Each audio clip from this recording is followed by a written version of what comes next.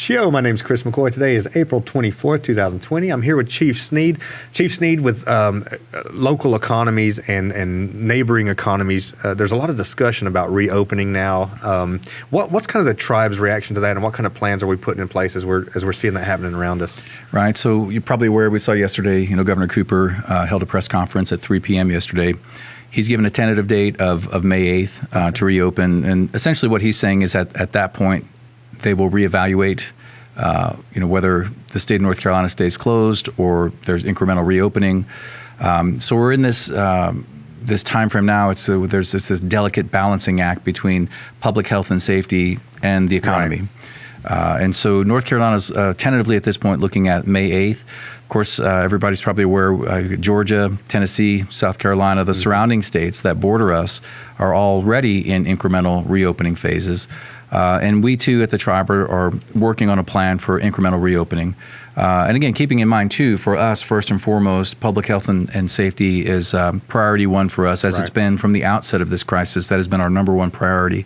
And so we're trying to find that balance. How do we safely begin to reopen our economy while at the same time keeping our people safe? Right. Why is it important to reopen the economy? There's a lot in the background for this. Well, there is. I mean, we have been extremely blessed because we do have cash reserves that we've been able to continue to pay our employees. Right. We're able to fund having our police officers man checkpoints to keep our borders closed and keep our people safe.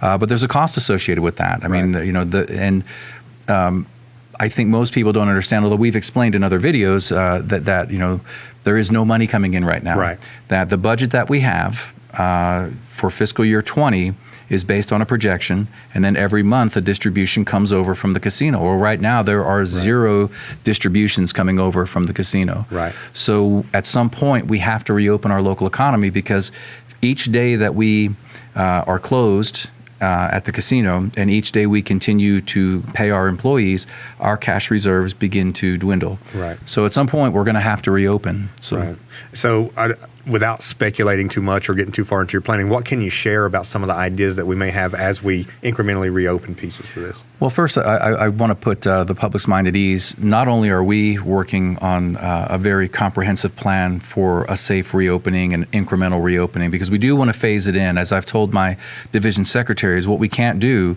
is set a date, whatever that date is. If it's May 8th or May 15th, and say, okay, on May 15th, we're flipping the switch and we're opening. It'll be chaotic, because there are going to be all of these new normals that occur in the workspace, which will probably include, depending on where you work at, use of PPE, obviously social distancing, sanitizing workspaces. All of those things are going to become part of our new daily experience in the workspace. If we wait until the last day and then say to all of our employees, all 1,200 of you, come on back, and here's what we're doing, it's going to be chaotic. Right. So we're looking to phase it in.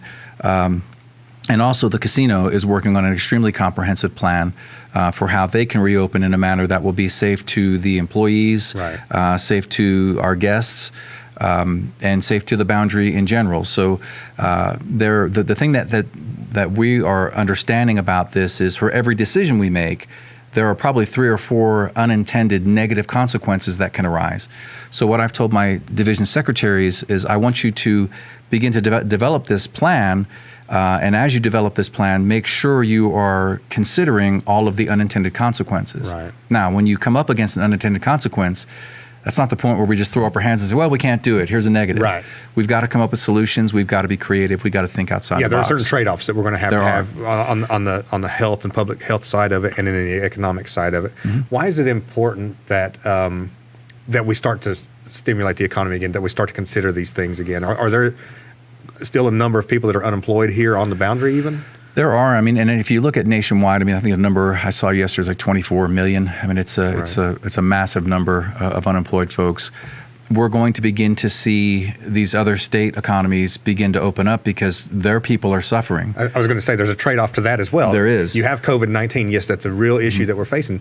But if you have unemployed waitresses or hospitality staff and they have children and families and they're not getting the unemployment benefits, that's going to cause a whole nother set of issues, isn't it? Correct. And that speaks exactly to the point that I just made where, and it was the appropriate decision to shut down states and local economies, but it's not sustainable. You can't just leave it like that because in the short term, the federal government has intervened with stimulus money and so forth, but that's only going to go so far. Right. So the negative consequence of that is the longer you leave that shut down, you begin to cause a whole different kind of suffering for everybody else outside of COVID-19, and that is the economic suffering, not being able to buy groceries. Wow. I mean, that's a very real thing. Hunger. So you've got, even though the states and federal government are helping folks with unemployment, the systems were never created to handle the volume of calls. Right. Servers are crashing. So I read an article yesterday. Florida has 1.7 million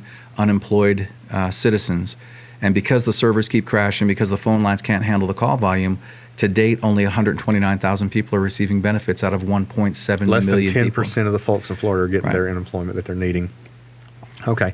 So I guess you'll have some updates as we move forward with this and some of the plans. Are you looking for ideas from the community at this point or from businesses or individuals? Obviously, we always want to hear people's commentary because as much as we try to consider every possible scenario, there are certainly things that we will miss. Right. So, we're always open to hearing comments. And obviously, in the video comments, people can leave their comments on the videos that we put up. But essentially what we're looking at is there are already best practices that have been implemented in other countries and other jurisdictions. There's really good guidance coming from the CDC, from the White House, from the World Health Organization. All of those, and those are data-driven guidance and data-driven recommendations.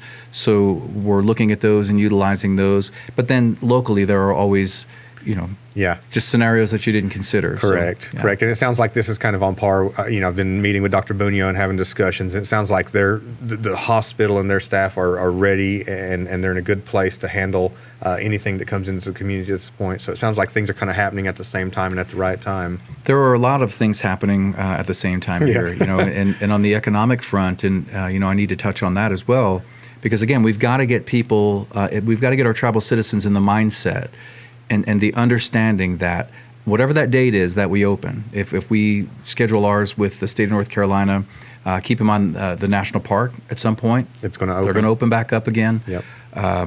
That life is not going to be the same, and certainly from an economic perspective, we've become accustomed to a certain amount of revenue that comes in from our gaming enterprise.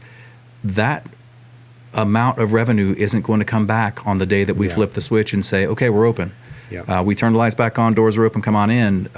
We are not going to get back to that revenue stream for quite some time. We have been blessed, but this is a great opportunity. We've discussed it in other videos for us to look inside ourselves as a tribe, to speak to each other and have open conversations, and to say, what can we adjust?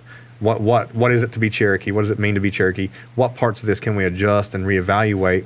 And some of it's our programming. Some of it is the way we live our daily lives. And so this will be a great opportunity to kind of make some of those adjustments at this point that we've seen so far. We're still here.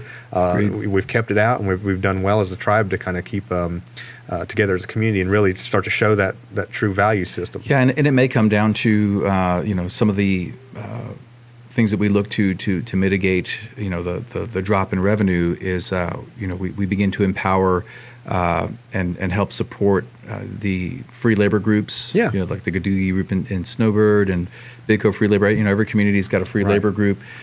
We need to see that spirit that is, part of who we are as a people, for that flame to be rekindled again. We've got to get away from the mindset that if there's a need, the tribe's going to provide for it. Right. Well, who is the tribe? What does that mean? When people say that, typically what they mean is the tribal government is going to pay for a service. Pay for that service. But to be a tribe, that's about people. Yeah. But look how much we've come together without all that support. Exactly. Now, there's always going to be that support need, but look what we've done without it. That's right. And look at the value of that coming together as a community, busting wood for the elders and just doing it because that's what we do. Exactly. Not because we have a $100,000 budget to do it. Sure. But because we've got 4 or 5 able men there that can go over and bust some wood for the elders. Exactly. And that's how you build community. That's right. Community is about relationship. Right. And the only way that you do that is to to come together, to work together for a common cause, for the common good. Good. That's what it means to be a tribe. And so this is going to be one of those opportunities that I think we can get back to our roots and our core value of what it means to be a Cherokee citizen and a member of a tribe. Good. Well, I look forward to it. And so as you get through some of your initial planning phases and we take feedback from the community and you start to develop a plan, make sure we come on here and let's Absolutely. share that with the public. All right. Thank you, Chris. Data Dagahunya.